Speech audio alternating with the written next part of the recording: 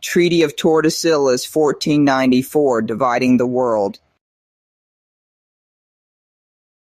In Part 6, we examine the papal bulls that granted religious authority for conquest and enslavement. Now in Part 7, we move to the next step, how Spain and Portugal formally divided the world. Treaty of Tordesillas, signed on June 7, 1494, was all about dividing the world between Spain and Portugal.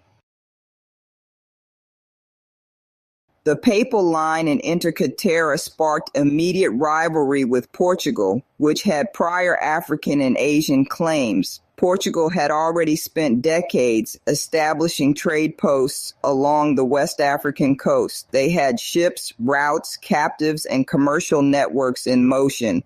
Spain had Columbus. Portugal objected to the 1493 papal line because it limited their expansion westward. So instead of war, the two Catholic powers negotiated.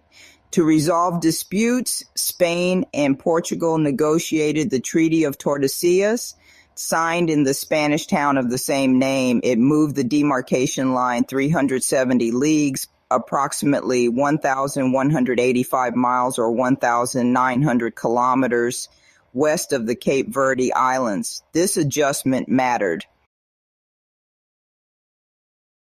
Key provisions: lands east of the line, Africa, Asia, and a slice of South America, which later became Brazil, went to Portugal. Lands west, most of the Americas, went to Spain. It was ratified by both crowns in 1494 to 1495, and later confirmed by Pope Julius II in 1506. This was not symbolic. It was geopolitical engineering.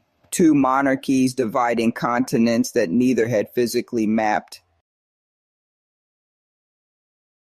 So the treaty really put the papal grants into action. Spain ended up with uncontested rights to exploit both the Caribbean and the mainland Americas. Meanwhile, Portugal held onto its monopoly along the African coast. This division, honestly, directly enabled Portugal to become the primary supplier of enslaved Africans to Spanish colonies by the year 1502. At the same time, Portugal started developing its own plantation system in Brazil, especially sugar plantations that, required huge labor forces.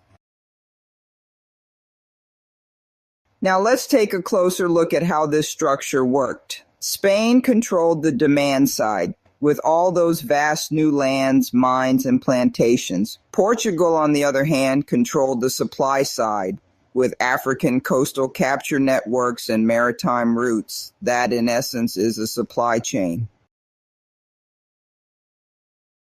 These developments between 1492 and 1494, they created the ideological and legal infrastructure for what became the transatlantic system. So here's the thing. Religious justification meant that non-Christians could be conquered, converted, or even enslaved under what was believed to be a divine mandate. And when it came to territorial monopoly, Spain gained the Americas while Portugal kept Africa. So Columbus's voyages and those early settlements made it painfully clear that indigenous populations just couldn't sustain the huge demands of the Spanish. Disease, overwork, violence, and resistance absolutely devastated native communities. Spanish officials, including Governor Nicolás de Ovando, ended up petitioning for African slaves. The first documented shipments of enslaved Africans arrived in Hispaniola in 1502. And, this was not accidental. It was structured. The years from 1492 to 1494 transformed exploration into empire, empire into extraction, and, extraction into systematized slavery. Historians actually identify this era as the formal birth of the doctrine of discovery. Primary sources for all of this include Columbus's journals, the Latin texts of the papal bulls, treaty documents, and Portuguese archives such as Torre do Tombo. This framework stayed influential for centuries. It wasn't until the 19th century that later papal condemnations really challenged unjust enslavement.